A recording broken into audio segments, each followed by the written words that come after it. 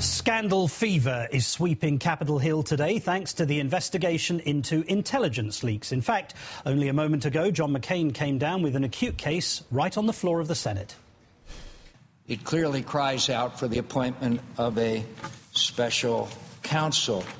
The fever's also catching on at the Senate Judiciary Committee, where Republican Lindsey Graham drew a special rebuke from Democrat Richard Durbin. I really think that was over the line. Yes, it's the crusade against leaking, and it's the latest right-wing rallying cry. Those that have made comparisons to Iran-Contra, how big a deal is this if, in fact, the president and his team or within his administration are leaking information that is putting people's lives in jeopardy just to make him look good in an election year? How big a story is this? Mr. Sean Hannity clearly has his theories, but let's check back with our panel now, Richard Wolff, David Corn and Jonathan Alter. David, this story on national security leaks, people on Fox News and on Capitol Hill are now pushing one name, National Security Advisor Tom Donilon. They say he's the source of all of these leaks. Do they have any real evidence to support that claim? No, except that he's a national security advisor and knows about these things. That's what I thought. Good guess. But the important point here is I didn't hear any of these people crying out for special prosecutors or counsels back when Woodward was writing his books about Bush and the national security team, which is full of classified information. They were very upset about the special counsel that investigated the Valerie Plame leak. I mean, this stuff goes on again. And I have to say, not every leak is a bad leak. The fact that there was a story out about how we were arresting the Iranian nuclear program with computer cyber warfare rather than with bombs and missiles, it's probably good that the public and others know that so they don't sit around, as Republicans say all the time, believing that Obama's doing nothing to stop it. Therefore, we have no choice but a military conflict that could set up the whole region in flames. Except, David, Sean Hannity and Ms. Coulter say that lives are being endangered by these leaks. Well, you know, that's speculation. You don't know that to be true. And, you know, it'd be nice if they had some evidence. But right now, Obama has named two, or the Justice Department, Holder has named two career people in justice. It seems that that's commensurate with the problem at hand. OK. Richard, we hear all the time about a bipartisan issue, about how much a bipartisan issue this is. How about Democrats standing shoulder to shoulder with Republicans in absolute outrage? How they all want a special counsel to investigate. Except, take a listen to this, please. Since the Senate resolution will be introduced to set up a special counsel. And I just want to say that at this time, I would oppose that legislation.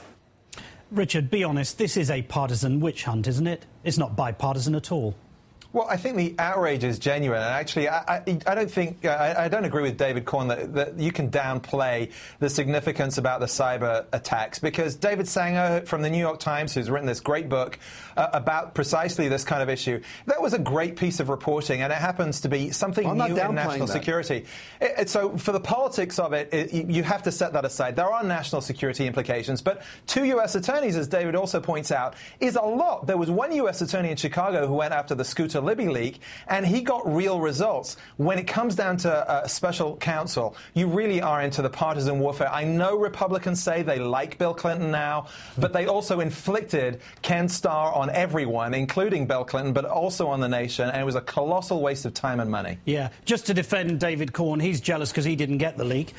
John, I've got others. John, we've seen this before, though, haven't we? It's called the swift boat technique, where you basically find the strength of the individual, the outstanding success, and then you attempt to undermine it repeatedly. Yeah, that's true, because in both David Sanger's book and in Dan Kleidman's book, Killer Capture, which is about these targeted killings of terrorists, the president comes across very well. So the Republicans want to knock that down, go after his strength, as you say. That's the Karl Rove playbook. The old playbook was you go after a politician's weakness. Their actually brilliant innovation about 15 years ago was to go after the politician's strength. And if you can do that, then he will collapse like a house of cards. Even if it involves lying about someone's military service like John Kerry. Right.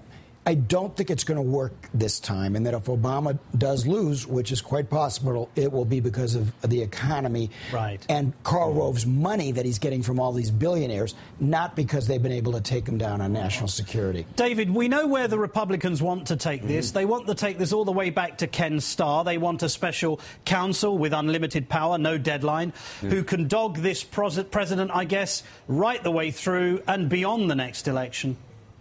Yes, well, all the things that they complained about when Patrick Fitzgerald was doing the Scooter Libby leak, it's not serious. They themselves know that the Hill leaks as much, if not more so, than the White House when it comes to national security matters. In fact, they probably leak much more over the years. And they, as I said earlier, they were not at all concerned about all the leaks that came out during the Bush years, let alone the Valerie Plame leak. So this is a partisan attack. And I understand, leaks can be a problem, but they're not always a problem. And they're always, just fodder for whichever side, wants to make an attack on the people in control. Not every leak is bad, and we have to praise David Sanger and others, Danny Kleidman, who tell us the stories and let us know what's going on. Indeed. David Corn, Richard Wolff and Jonathan Alter, thank you so much.